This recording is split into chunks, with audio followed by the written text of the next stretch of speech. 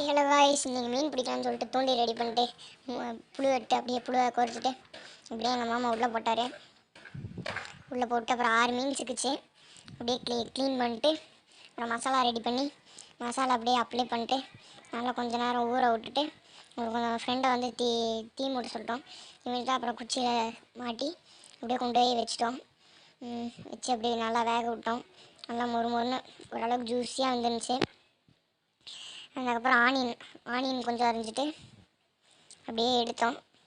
Taste உண்மையிலே வேறு லெவலாக இருந்துச்சு காய்ஸ். நம்ம சேனலை மறக்காமல் சப்ஸ்கிரைப் பண்ணிடுங்க.